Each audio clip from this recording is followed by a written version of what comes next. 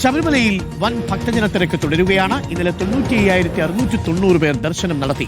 Spot ബുക്കിംഗിലൂടെ 5,692 പേരും ദർശനം നടത്തി. പമ്പയിലും വലിയ ഭക്തജന തിരക്കാണ് അനുഭവപ്പെടുന്നത്. പ്രവീൺ പുരുഷോത്തമൻ ചേരുന്നുണ്ട് കൂടുതൽ വിവരങ്ങളുമായി. പ്രവീൺ, വെരി ഗുഡ് മോർണിംഗ്, സുപ്രഭാതം, സ്വാമി ശരണം. ശബരിമലയിൽ നിന്ന് രാവിലെ ഈ ലൈവൊക്കെ ചെയ്ത് കാണുമ്പോഴേ ഒരു കുഞ്ഞ് അസൂയൊക്കെ വരുന്നുണ്ട്. നല്ല തണുപ്പ്, നല്ല ഭക്തിഗാന സാന്ദ്രമായ അന്തരീക്ഷം, കർപ്പൂരാഴി, ഒപ്പം തന്നെ മനോഹരമായ ശരണം വിളികൾ അല്ലേ.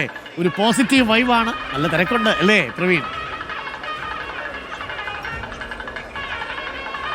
ഗുഡ് മോർണിംഗ് അരുൺ, സുപ്രഭാതം, സ്വാമി ശരണം. രാവിലെ നാം ഇവിടെ റിപ്പോർട്ട് ചെയ്യാൻ വരുമ്പോൾ ഇവിടെയുള്ള പോലീസ് ഉദ്യോഗസ്ഥരും സ്വാമിമാരെയൊക്കെ ചോദിക്കുന്നത് സൂര്യനെ കണ്ടില്ലല്ലോ എന്നുള്ളതാണ്. കാരണം രാവിലെ വലിയ തണുപ്പാണ്.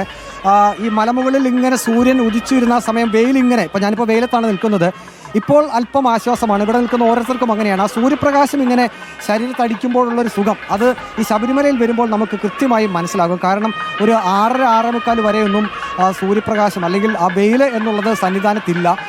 മൂടൽ മഞ്ഞും തണുപ്പുമൊക്കെയാണ്. ഇപ്പോൾ നമുക്ക് കാണാം സൂര്യൻ ഇങ്ങനെ ഉദിച്ച് മേപ്പോട്ട് ഉയർന്നു. നല്ല വെയിലൊക്കെയാണ്. ആ വെയിലത്ത് നിൽക്കാൻ തന്നെ ആളുകൾ ഈ സന്നിധാനത്ത് ഇങ്ങനെ കാത്തു നിൽക്കും. ഏതായാലും ഇന്നും പതിവ് പോലെ സന്നിധാനത്ത് തിരക്ക് തുടരുകയാണ്. പക്ഷേ തീർത്ഥാടകർക്ക് അല്പം ഒരു പരിഭവമുള്ളത് പമ്പയിൽ നിന്നും സന്നിധാനത്തേക്ക് എത്താൻ കൂടുതൽ മണിക്കൂറുകൾ എത്തുന്നതാണ്. സ്വാമി, എത്ര സമയം എടുത്തു പമ്പയിൽ നിന്ന് വരാൻ? അയ്യപ്പ, ഇവിടെ എത്തുന്നതിന് വേണ്ടി ഏകദേശം 1 മണിക്കൂറും 1.5 മണിക്കൂർ എടുത്തിരുന്നു. 4 ദിവസം ഇവിടെ എത്തിച്ചേർന്നിട്ട് അന്ന് വലിയ തിരക്കുണ്ടായിരുന്നു പമ്പയിൽ. 4 ദിവസമായിട്ട് ഇവിടെ ഉണ്ട്.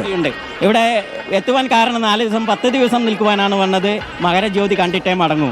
കാരണം കഴിഞ്ഞ വിഷുനാളിൽ ഞാൻ ദാരുശില്പിയായിരിക്കുന്ന ഞാൻ ഒരു ശബരിമല വിഗ്രഹം 21 വർഷമായി ഇവിടെ വന്ന് പ്രാർത്ഥിച്ച് പ്രസാദം വാങ്ങിച്ചു പോയിട്ട് തേക്കിൽ തടിയിൽ നിർമ്മിച്ച് ഇവിടെ സമർപ്പണം ചെയ്തു.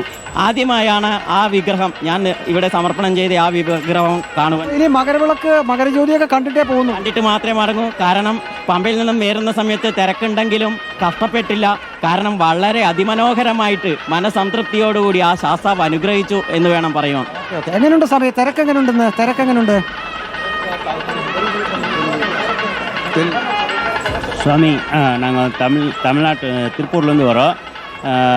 எருமேலியிலேருந்து நாங்கள் புறப்பட்டு வந்தோம். கானனபாதை வழி நடந்தாண்டு வந்தது. பெரிய பாதை வழியாக வந்துட்டு இங்கே வந்து சாமி தரிசனத்துக்கு பம்பையில் நேற்று சாயங்காலம் 6:30 மணிக்கு ஸ்டார்ட் பண்ணோம். அப்புறம் மேலே ஏறி வரும்போது இப்போ சபரிபீடத்துக்கிட்ட லாக் பண்ணிட்டாங்க. അരുൺ, ഈ കാനനപാത വഴി വരുന്ന ഭക്തരുടെ എണ്ണം കൂടുന്നുണ്ട്. ഇന്നലെ നാം കണക്കെടുത്തപ്പോൾ 12,000-ത്തിലധികം പേരാണ് കാനനപാത വഴി, അതായത് എരുമേലിയിൽ നിന്ന് കാനനപാത വഴി പമ്പയിലെത്തി സന്നിധാനത്തേക്ക് എത്തുന്നത്. അതുകൊണ്ട് തന്നെ ഈ 12,000 പേർ എന്ന് പറയുമ്പോൾ ഇന്നലെ വന്ന 90,000-ത്തിലധികം തീർത്ഥാടകരുടെ 40% വരും. അതൊരു വലിയ കണക്ക് തന്നെയാണ്. അപ്പോൾ പോലീസും പറയുന്നത് പലപ്പോഴും 4 മുതൽ 5 മണിക്കൂർ വരെ വൈകിയാണ് ഇവർ പമ്പയിലേക്ക് എത്തുന്നത്. അതായത് എരുമേലിയിൽ നിന്നും പുറപ്പെട്ട് കാനനപാത വഴി എത്തുന്ന 33 കിലോമീറ്ററോളം ദൂരമുണ്ട്.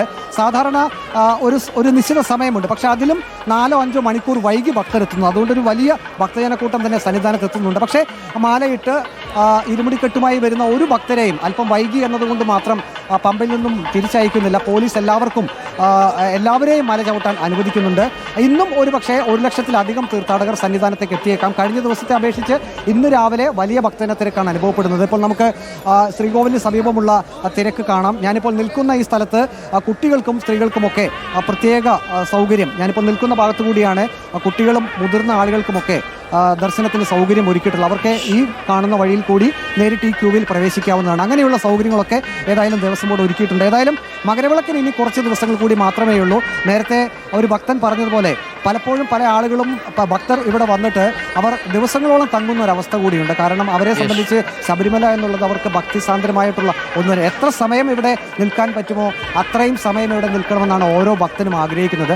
പോലീസും ഏതായാലും തിരക്ക് നിയന്ത്രിക്കുന്നതിൽ വളരെ കാര്യമായി തന്നെ ഇടപെടുന്നുണ്ട്. ഭക്തർക്ക് ഒരു കുറവും വരാത്ത രീതിയിൽ ഏതായാലും മകരവിളക്ക് തീർത്ഥാടന കാലം പുരോഗമിക്കുകയാണ്. ആരും